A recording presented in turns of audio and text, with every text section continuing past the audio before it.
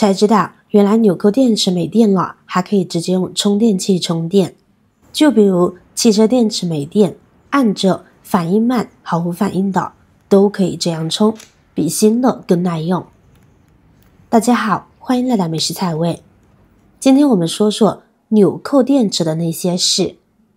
在生活当中，这个纽扣电池很常见，就比如汽车钥匙、蓝牙耳机、电子手表、计算器等等。那如果纽扣电池没电了怎么办？就比如我这汽车钥匙，我们将其拆开，把电池取出来。这纽扣电池一没电，相信很多人呢都是选择购买新的电池，但有些特殊的纽扣电池我们买不到怎么办？那就意味着我们要停止使用该设备，或把这个电子产品扔掉。想想又很可惜，为了一个纽扣电池，把好好的一个电子产品扔掉了。那今天我来教大家一个特别简单的方法，我们只需要用这个方法就能让这个没有电的纽扣电池再次激活充电，而且还能让它反复的利用，变得电量满满。现在我们一起来看一下。首先我们先用万用表测量一下这个纽扣电池，它的电压现在有多少伏。看看显示这纽扣电池满电的情况呢是3伏的。然后等我们处理完之后呢，再给大家来测一下它的电压有没有升高，有没有起到作用啊。那首先呢，我们先用万能表测量这个纽扣电池。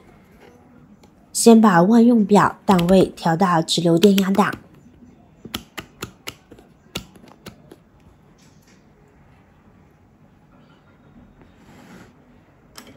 然后呢，我们来测量这个纽扣电池的电压。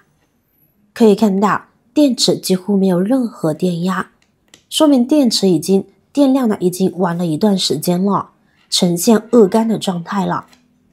那测完电压之后呢，现在我们该怎么办呢？我们找一个手机充电器，废旧不用的充电器，我们找到小头的这一边，这里呢我们要将其简单的改造一下，保留住大端口，我们把小的这一头呢给剪掉，然后把它白色的胶片呢给剥下来，然后我们会看到5根线，数据线里面的5根线呢分别为红色为电源供电正极，黑色是电源供电负极，绿色线为数据传输正极，白色线为数据传输负极线，蓝色的可能是屏蔽线，用于减少外界电磁干扰，保证数据传输的稳定性。这里我们需要用到红黑2根即可，所以剩下的3根直接给它剪掉呢就好了，不影响到后面的操作呢就好。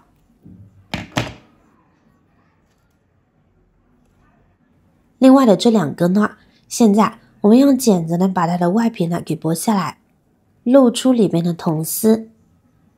2根都是同样的方法。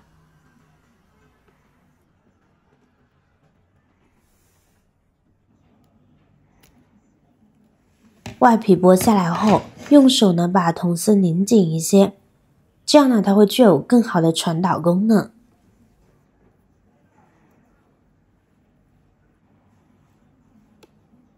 那么我们的充电线呢就简单的改造好啦。这样改造的充电线究竟有什么用途呢？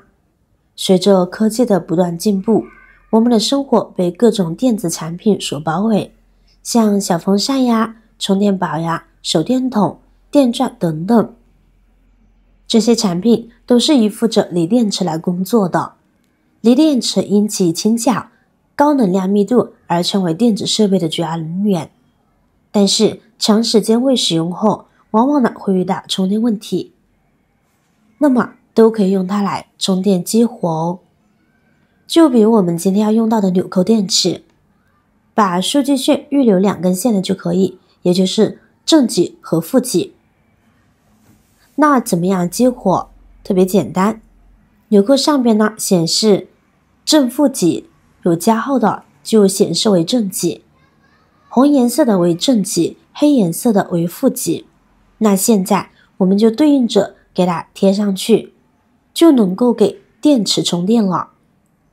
为了方便，我们用胶带把它们做一下包扎，固定好，这样更安全。这样直接充在手机充电器上就可以了，不再用手拿着。充电之前要做好安全措施。现在我已经做好了安全防护，那我们就连接在手机充电器上，把手机充电器插到220伏的电源上，给它做激活处理。这个电池彻底没电了，所以我们要给它充20秒以上，1分钟以内。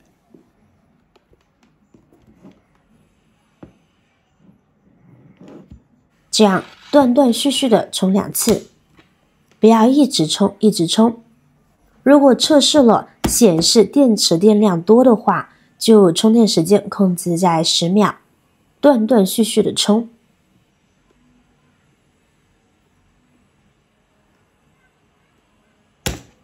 我们把这电池取下来，看一下这电池有没有激活充电成功。断开电源后，把固定的这个胶布全部撕下来。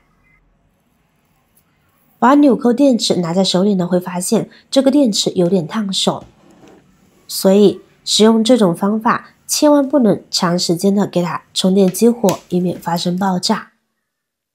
最后再用万能表测试一下，看看有没有起效果。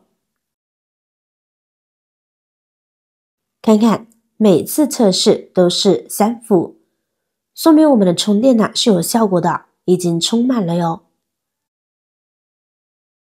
现在我们再把电池安装回电子设备上边，就可以正常使用了哦。